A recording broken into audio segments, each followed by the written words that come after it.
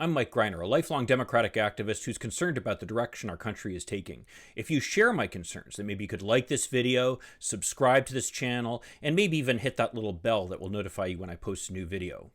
Now, if you're noticing that I'm a little casual today, and in fact I'm supporting my team, the Detroit Tigers, you'll realize that this is the weekend. But as it turns out, the news never stops, not even for the weekend.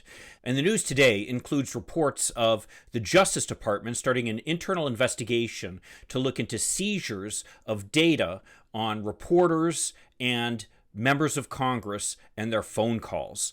The seizures of data were supplied by Apple, who was basically just complying with the subpoena that they received from the court. So they didn't really have a choice there. So let's set Apple aside for a minute. I believe Microsoft was also subject to some subpoenas, but they don't really have a choice. When they receive a court order to do something, they've got to do it.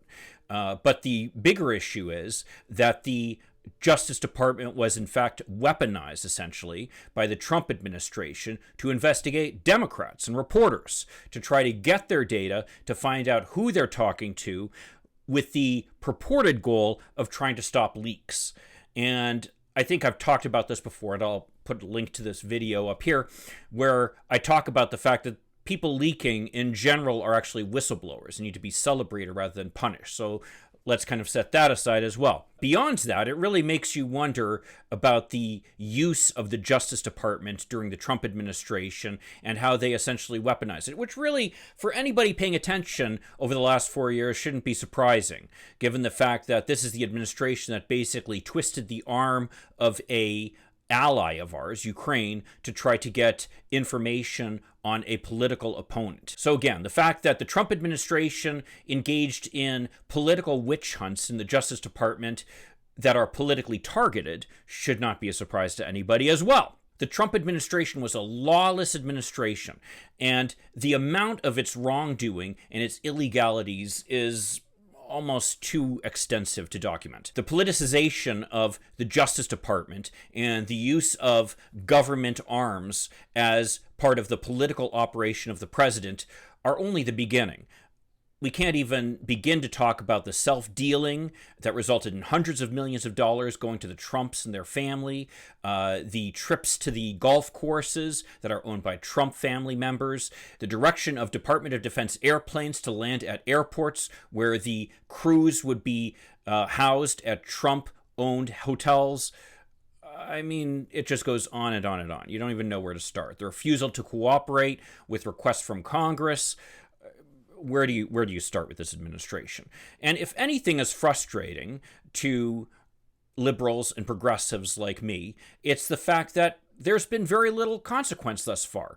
We're all sitting on the edge of our seat watching what's going on in New York with the investigations by the district attorney there, but those have to do with essentially state charges against Trump based upon certain disclosures that either were made or weren't made in applications for loans.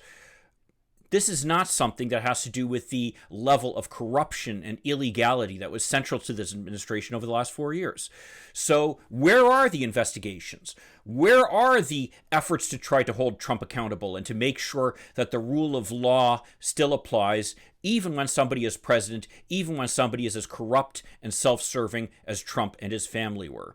Well, we haven't seen any of them. But yet, we see all this outrage coming from Congress. I just read a very outraged statement from Representative Jerry Nadler of New York, talking about how the subpoenas from the Trump administration need to be investigated and people need to be held accountable for them. Well, suddenly, this issue is something for which Trump needs to be held accountable, apparently. What about all the other things that the Trump administration did? Well, I couldn't help but be reminded for something that happened, about 8 years ago during the Obama administration, when budget sequestration was in effect. And basically what budget sequestration was, is it was something that Congress passed to require budget cuts if Congress itself could not basically keep itself from overspending. And obviously, no great surprise, Congress could not discipline itself. Congress could not stop itself from overspending. And whether you agree with that or not, these budget sequestration cuts went into effect. Now, these were broad-based cuts, basically an across-the-board cut of the entire federal government, affecting everybody.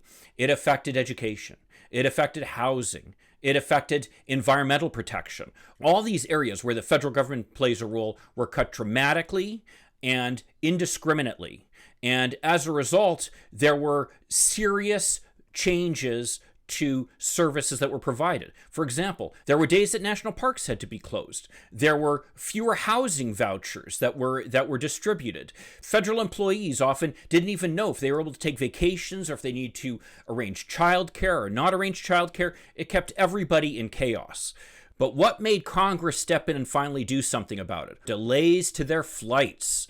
Part of the cuts were the air traffic control services offered by the FAA. These air traffic control services were equally impacted by these indiscriminate, across-the-board cuts of the federal government, and as a result of that, they had to lay off a bunch of air traffic controllers. What was the impact of this? Well, the impact of this, obviously, were air traffic delays across the country. Amazingly enough, the biggest places that they had the impact were places like Washington, D.C., New York City, where you have very congested airspace and very busy air traffic controllers. Now you can imagine how these air traffic control delays impacted members of Congress themselves trying to get home to their districts, as well as their very wealthy and powerful supporters across the country. Not surprisingly, Congress stepped in and did something about that. They did not care about cuts to environmental protection. They did not care about cuts to housing services. They did not care about cuts to education. They did not care about cuts to scientific research. Those services don't have wealthy advocates, and they don't impact the members of Congress themselves. As a result of that, the members of Congress were perfectly happy to let those cuts go into effect and create chaos for the people who rely upon those services. What they did care about, though, were the cuts that impacted them and that impacted their wealthy supporters, those being the cuts to air traffic control. So Congress stepped in. The Senate passed unanimously passed legislation that would make it so that the FAA would not be subject to the same budget sequestration cuts that everybody else was impacted by. It was passed overwhelmingly by the House. I mean, this is an era when Obama was president, the Republicans were in charge in Congress, and literally nothing passed on a bipartisan basis. But this was something that could pass on a bipartisan basis because it's inconvenient to the members of Congress and their wealthy supporters. So similarly, we find here the level of outrage being dialed up by members of Congress when suddenly it's them being investigated. They're not so much concerned about all the other rampant illegalities that were caused by the Trump administration. From day one, the Justice Department should have been investigating and potentially prosecuting some of the rampant illegality that was central to the Trump administration. But instead, what does it require to finally get them to be interested? It requires them only to be investigated themselves. Suddenly, oh yes, we're very interested in this and want to investigate and potentially prosecute that type of behavior. Well, it's time that members of Congress pay attention to the rest of the country and not just their own concerns and the concerns of their wealthy supporters. I can tell you that members of Congress do respond when their constituents call or write letters. So I urge you, call and write letters. Tell the members of Congress that the Justice Department needs to be investigating this outrage, yes, but they need to be investigating all the outrages that were central to the Trump administration. All the rampant corruption and illegalities that administration engaged in need to be widely investigated, and people need to be held accountable. It should not just be the outrages that impacted the members of Congress that get the attention. It should be all the outrages. So if you share my concerns, I hope that you would spread the word, maybe contact your members of Congress and senators. I certainly will be doing that with mine here in Michigan. And if you liked this video, maybe you could like, subscribe, and hit that little bell that will notify when I post new videos. And maybe even post some comments down below. I always enjoy hearing from all of you. I want to make this channel someplace that progressives like us are able to discuss the issues. So your participation in this is an important part of this channel. And in the meantime, I will see you in the next video, and let's hope for continued progress.